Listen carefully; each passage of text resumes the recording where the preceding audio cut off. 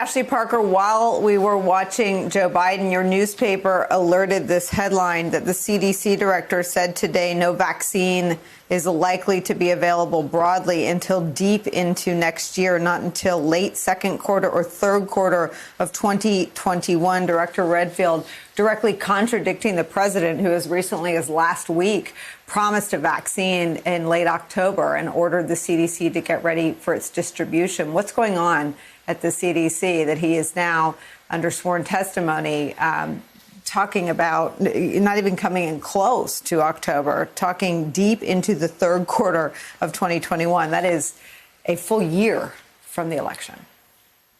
Well, what you're seeing is the yawning gap between a president who so far has, again, very much been trying to wish this virus away, engaging in a bit of magical thinking that is not based in reality, is not based in scientific facts. And then his public health officials who, for the most part, are going out and, while trying not to upset the president, leveling with the American public. And there is a difference between a pharmaceutical company announcing, okay, we've reached this phase where we have a vaccine, and being able to actually, as Redfield is discussing, mass distribute it, and as Joe Biden, we heard him say, mass distribute it across the country, get it to everyone safely, make sure that, every American who needs a vaccine has a vaccine. And that is the difference between a president who does not find himself beholden to fact and these public health officials. And it's one of the reasons we've seen such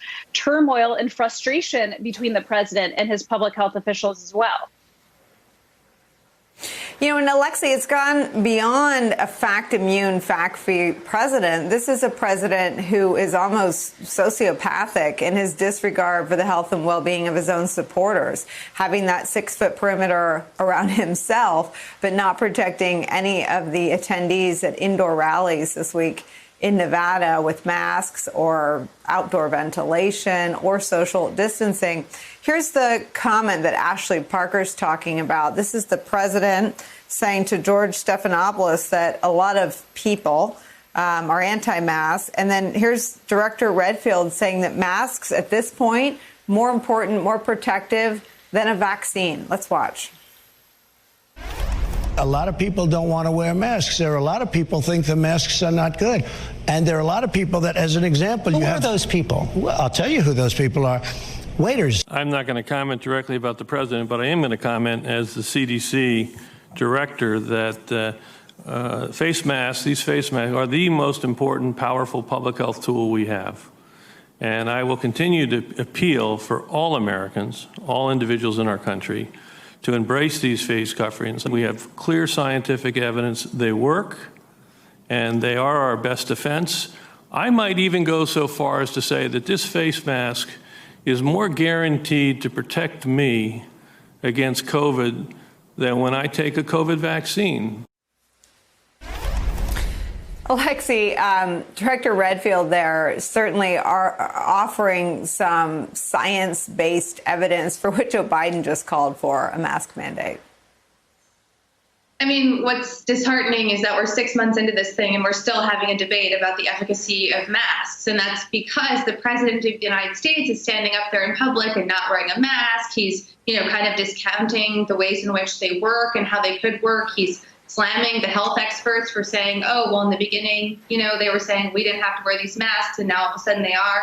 I've been thinking a lot about this, Nicole, this idea that the president said in his interviews with Bob Woodward that he didn't want to create panic, and that's why he downplayed it. But in not wanting to create panic, what did the president create? He created this world in which there are people, Uber drivers, waiters, others I've encountered myself, who really believe that the masks are a political tool of the government. I had an Uber driver the other day in Wisconsin while traveling to cover Kamala Harris, who said that as soon as the election is over, he believes that the government will say, oh, you don't have to wear your masks anymore. And that's precisely because of the politics, the partisanship that the president and Republicans and others have injected into this life or death situation that Joe Biden has now forced out onto the physical campaign trail to give these remarks, to do these public, meetings with public health experts to say, these are what the scientists are saying and I believe them. While on the flip side, President Trump is getting up there and saying, I don't believe the scientists. I know better than the scientists do.